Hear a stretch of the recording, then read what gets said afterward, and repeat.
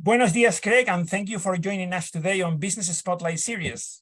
Hey, Avi, thank you very much for having me. It's an absolute pleasure to be here. Great, excellent. Well, today we have Craig Neilson, co-founder of Fore Crazy Golf and Fair Play. Prior to running his own business, Craig worked at Morgan Stanley and Goldman Sachs.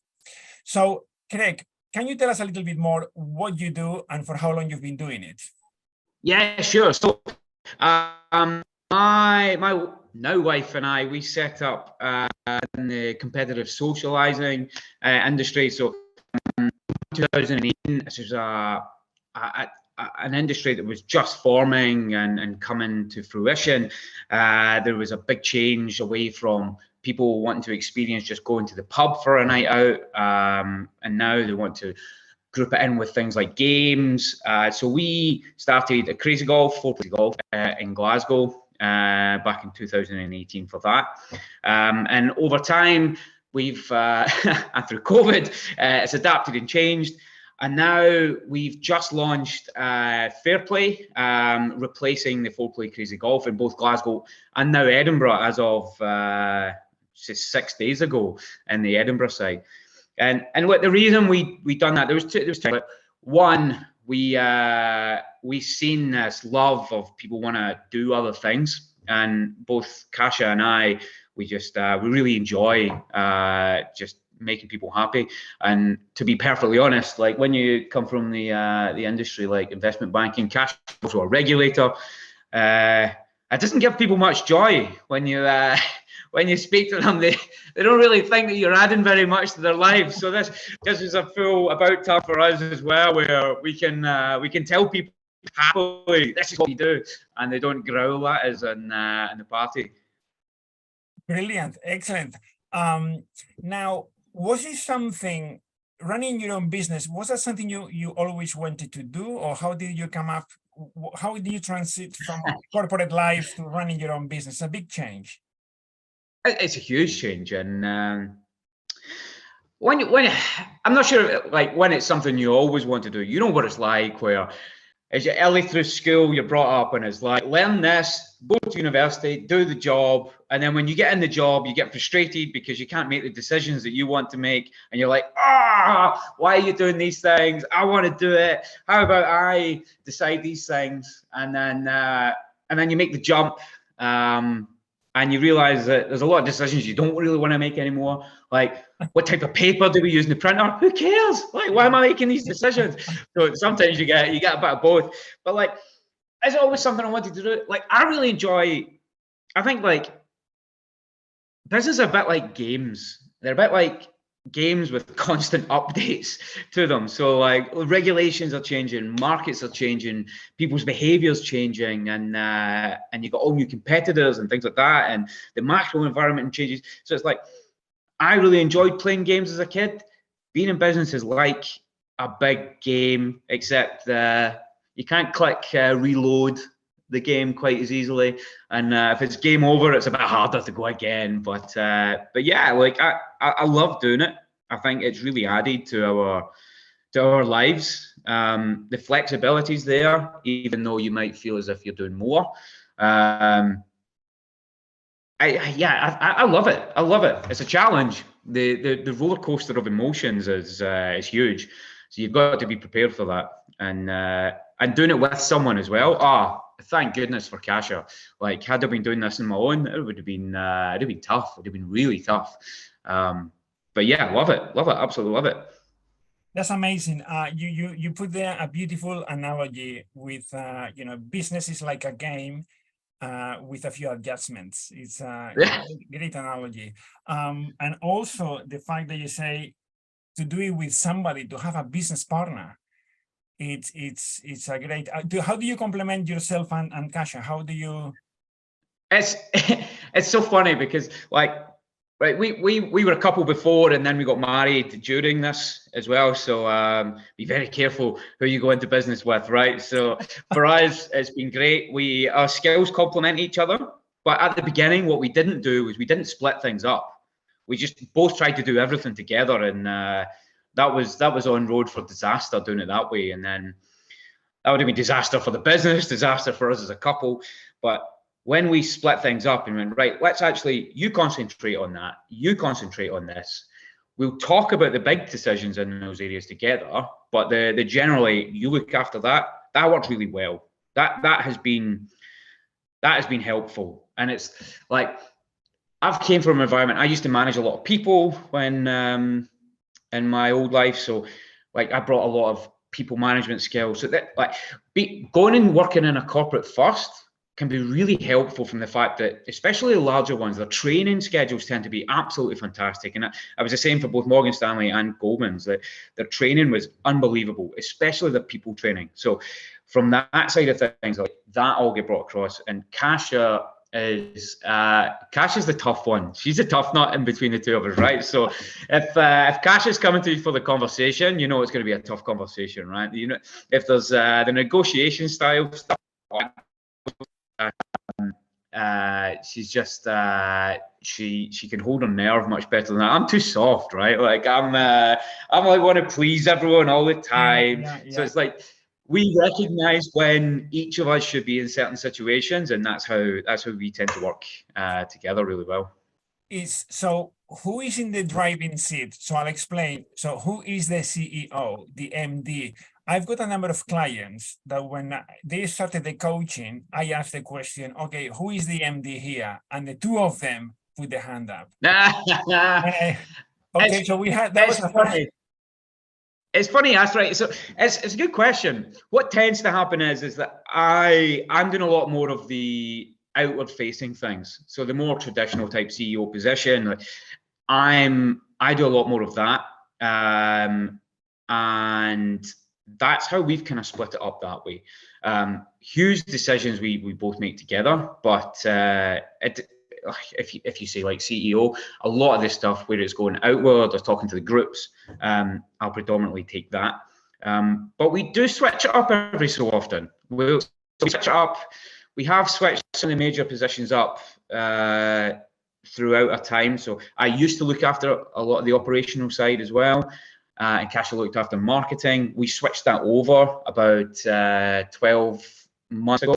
And that was to give it it was to make sure that we had a better feeling for what was going on as a whole business. But it was to bring new ideas in. Like we both get completely different corporate experiences where we've seen different types of things being done.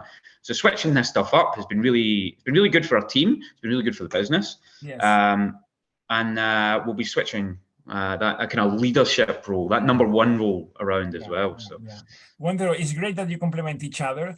Now, what is your biggest learning since you've been a business owner? Oh, biggest learning has to be being on top of your basic numbers. And I mean, that might sound really silly, right? Especially coming from the finance industry, but being on top of your numbers, it's so easy to get bogged down in the day-to-day that it's easy to forget about the business as a whole. So like, not just your numbers, but like in the numbers in particular. So like when things changing, like when we've seen with COVID, the environment changed so quickly and then back again and then quickly again that if you're not keeping on top of things, like there was a time last year where it was the start of the really difficult period we've just been through, where there was the Ukraine invasion, which then triggered a whole catalogue of different things that were happening. There was interest rate rises, there was cost of living, there was fuel, and we didn't catch the changes quick enough because we were too busy being involved because of the changes that were happening. We were too busy trying to deal with everything at the same time that we took our eye off the ball. And that was like, there was a few months where like we could have made changes quicker had we been more on top of things. So it's making sure that you have that strict mentality of like this has to happen no matter what, even when things were great, because that was like when things are going well, it's so easy to forget about these things. You're like, it's fine, the money's piling in, everything's great. Yes. And you don't spot the changes. Yeah. So I think you mentioned two key things there. One is having the discipline. Yeah. To look at the numbers weekly. I always say and numbers is the language of business. Yeah. And you cannot manage what you don't measure. So thanks for bringing that up. Knowing your numbers very, very well. Yeah. And it's like, and you probably say, and you do it through your coaching and things as well. It's like, it's not even difficult numbers. It's like, sometimes it's really simple, basic, that everyone can understand. Yes. But you've got to be looking at them. You can't just ignore them. Yes. And it's constantly. So Yeah. if you take your eye off the ball, you can lose a few months quite easily. Yeah, definitely. Well, thanks for bringing it up. What are your aspirations? I mean, obviously you've opened up in Edinburgh last week. What are your aspirations for your company in the next 5 years? Immediate aspirations are some sleep. That would be ideal. But more medium and long term, we're constantly evaluating what we wanted to do. But this model that we've got just now, where we find a location, we put in an experience that works, and then we try and maximize from there. Like, that's something we want to try and do over the next 5 years. Find locations across multiple cities and try and install these games. There is, and it's so easy to try and get ahead of yourself and plan too much. So it's, we don't want to go too fast, but you cannot stand still in this industry. Like hospitality in particular, the relative barriers to entry are quite low in terms of capital.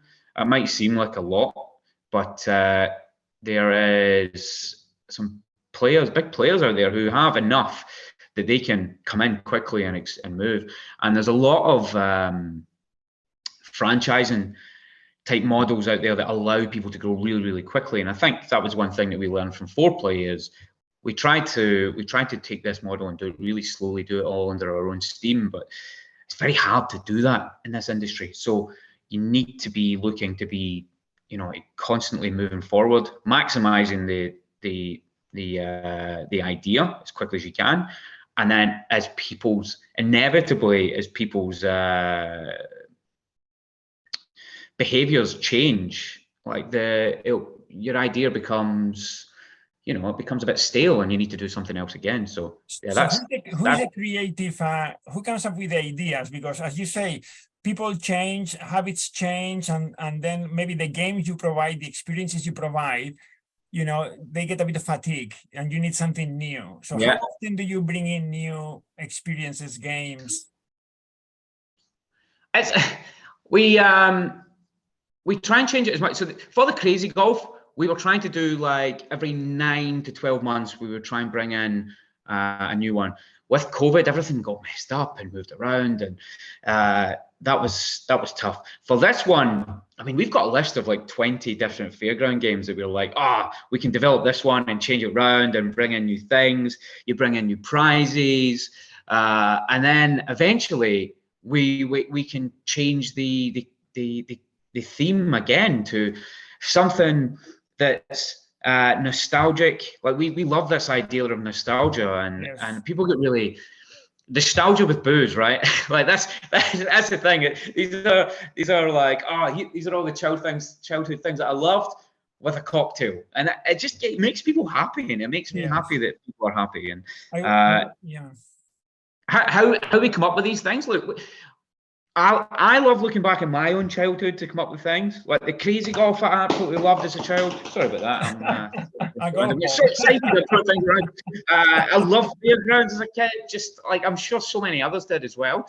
And like the team feed in as well, and they're like, here's the things that I remember from doing this back and then, and here's the other little things, and there's more concepts which we've got up our sleeve as well, which we're really looking forward to in the future too. And again, it's just people love that feeling of being happy when they were young.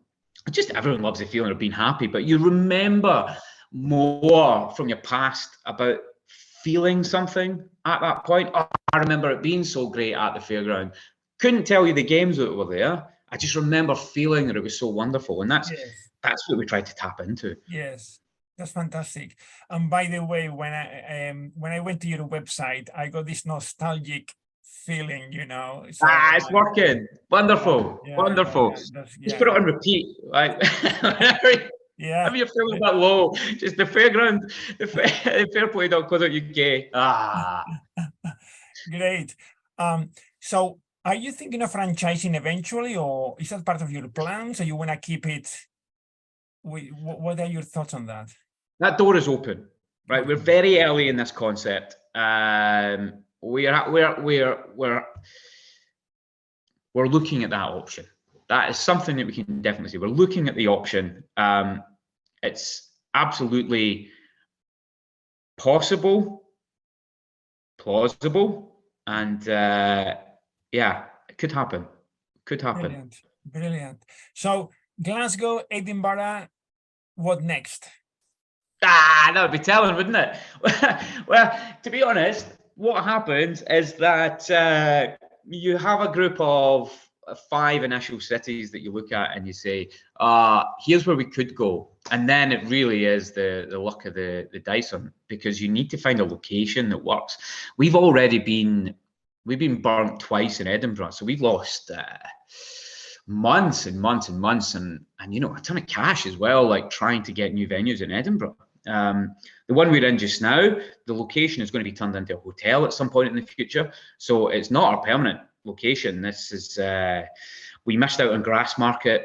We spent like 12 months going through a process for a change of use, which was eventually denied because apparently Crazy Golf would add too much chaos to the Grassmarket. So we appealed to the Scottish Government, which takes more time, and then we lost the appeal. So there was like, that was 12, 14 months. And then we went to another location where we agreed headed terms. We got all the way through. We were at legal stage. There's a few things. We're like, right, okay, we'll fix that, then we'll sign. And then the landlord actually sold the building under our feet, and we lost all of that negotiation, all that time again.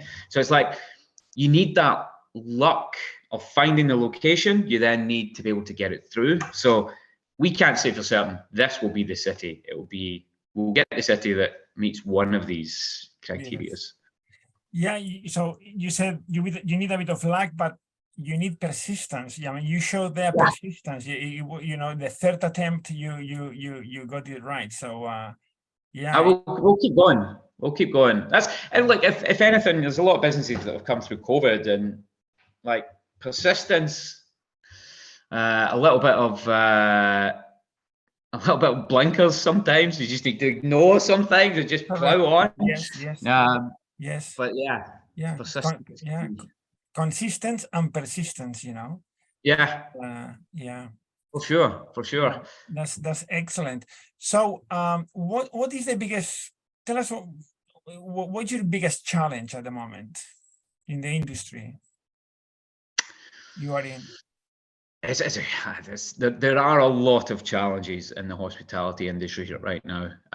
Primarily, we are seeing a squeeze on people's income, and within that, the first thing to go is usually the luxuries that people have.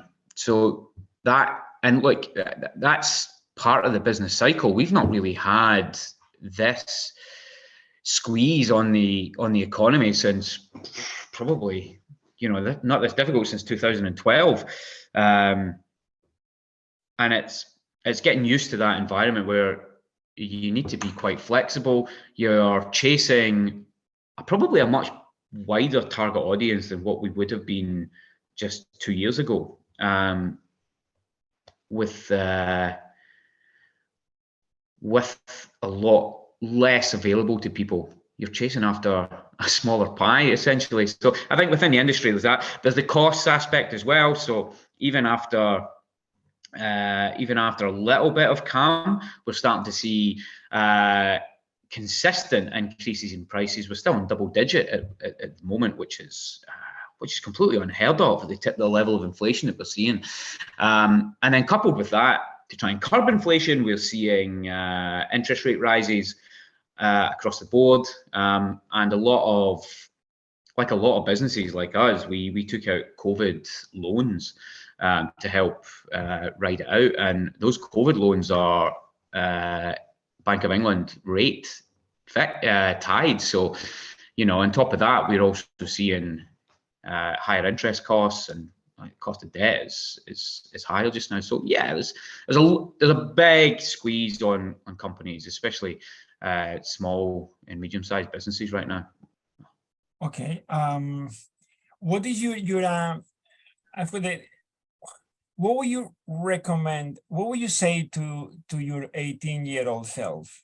What advice would you give to your 18-year-old self?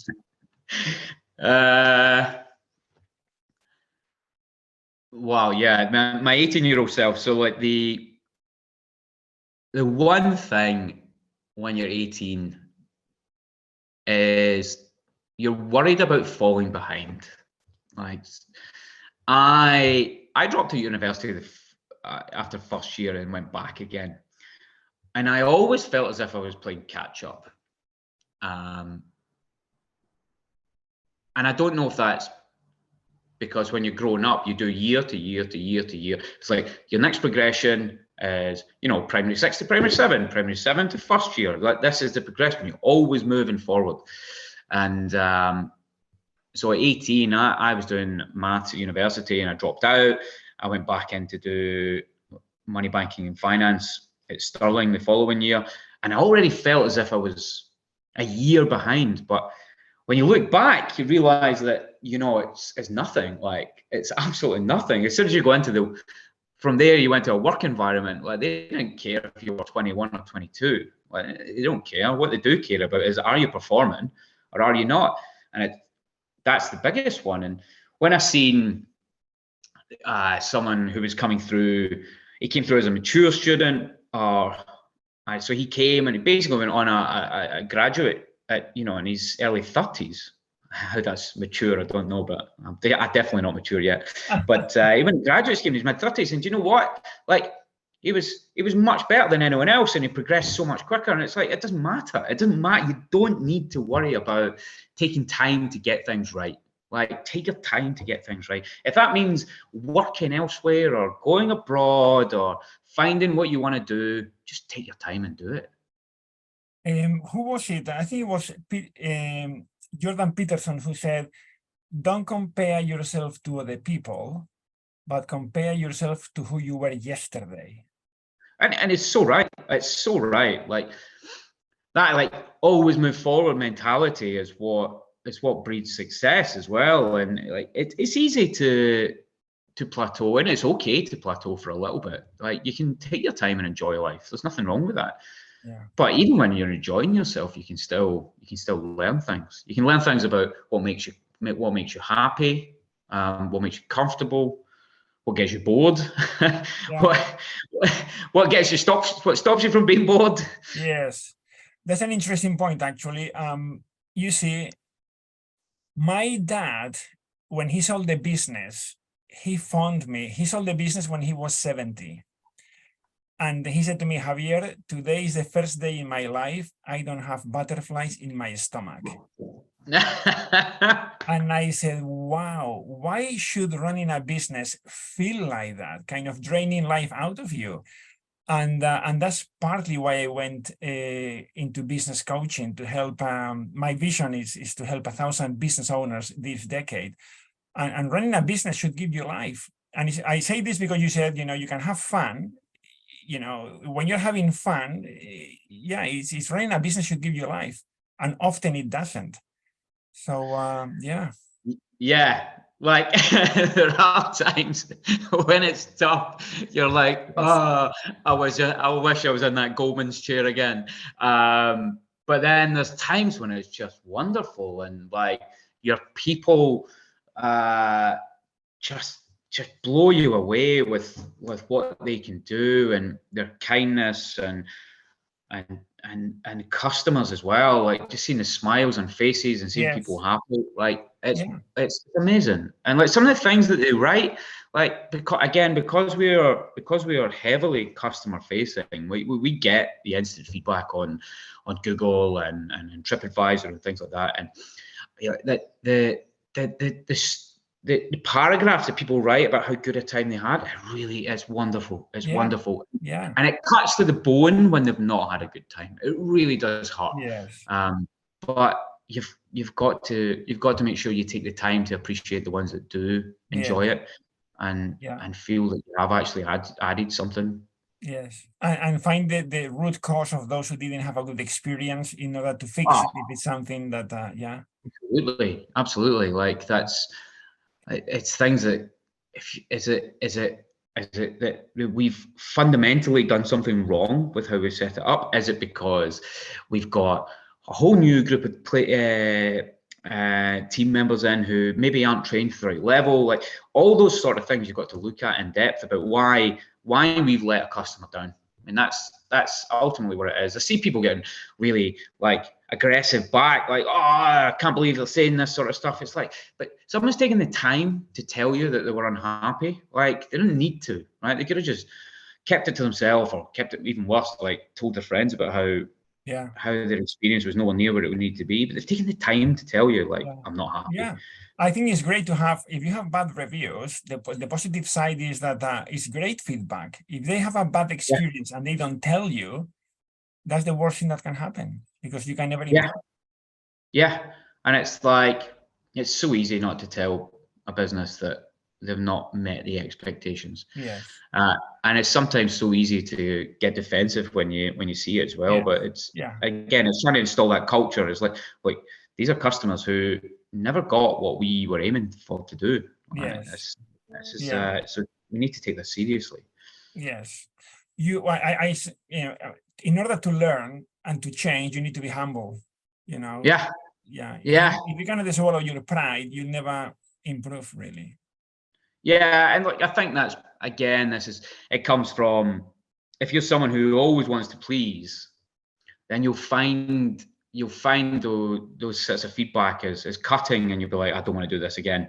I don't want to be through this again. How do I make sure it doesn't happen? And that's you need a bit of thick skin, to run a business. You need a bit of thick skin. Otherwise, that you do. If you take things too personal, then And if you don't have it, you'll learn. And that's the other thing. Like, the skills that you pick up along the way are so vast and so varied, and they do you well outside of business, and it drives you to learn things as well. Like, I think one of the most important reads, and it was like, I knew that I struggled in an environment where I have to negotiate, and sort of it forces you to go out and say, right, what do I need to learn here to make myself better? And then it was like, one of the best reads that I seen there was Chris Voss, the Never Split the Difference. Like I read that book, and then we had a negotiation on leasing, not the next week, and it was like, those skills probably saved us thousands of pounds just by reading one book. And having the confidence. Is the mantra of your business will grow as much as you grow, and you just nailed it. You read that book, you learn, boom, you get it's incredible. Like I just couldn't believe the instant change, payback, instant payback. amazing. Okay, and it's like, fluttering. Just to wrap up a little bit, for those watching this recording, what do you have any news or offers you can share with the community that you would like to put out there? Yeah, so we for corporates in particular, which is probably the majority of your audience, we like to do packages for bigger groups over 15s, all tailored to what you have. We'll also, if anyone comes to us via your channel, we'll give 10% discount as well on top of that. So we're more than happy with that. Like the support that we've had from the action coach side in particular, we loved it. It was great for us. Again, I'm not trying to plug here for you, Javier, but like the lessons we learned on that side was amazing, and the people we met through it as well. That was the other thing. Like, it's a community, and like, it's a great place for for you to come on what night out. There's such a big change now, where you don't want to be in an environment that's just alcohol focused. They need to be somewhere where people can interact and feel comfortable. That's what we're there for. Yeah. We're there so that, and it's competitive as well, right? Because everyone needs to know who's the most skillful at these sort of games, so they can gloat and work. Yeah, and people, there is a lot of bonding when you play games with your colleagues, and you get to know them a lot better, and people let their hair down, kind of thing. It's needed. Like these work environments where you go outside and you get to relax a little bit. The benefits of it are huge. People will then go back into work and they're a lot more comfortable around each other. They're more likely to help each other, and it's such a morale boost as well. Especially now where you're seeing a lot more of work from home, where people don't actually get the face-to-face that they used to get. That's something that we've seen more of now, is that companies are using things like Fair Play to actually bring people together that they maybe not seeing anymore. And it's a huge benefit. It's a huge benefit. Working remotely is great. It's good. It's good from a cost perspective for a business. But the downsides are you don't have that personal face-to-face, which is hugely advantageous. Yeah. No, I can say that when I was in my previous life in corporate, and when we went to Temping Bowling, you got to know people that were a bit distant, and you see, people are very human, and you have a laugh, and it improves the atmosphere, and the culture in the business. So it's definitely. Yeah, it's great. It's great. And look, Fair Play is wonderful for the fact that Temping Bowling, you either can or you can't, sort of thing. That's why we tried to create. The mini golf was great for this as well, because it didn't really matter if you could play golf or not, because everyone was rubbish. And it's the same with Fair Play. Like, it's everyone's at the same level. So yeah, brilliant. Well, Craig, it's been a real pleasure to have you joined us. It was great. Business Spotlight, and for sharing your experience and being so candid with us today. Thank you so much. Oh, fantastic. Thank you very much, Javier.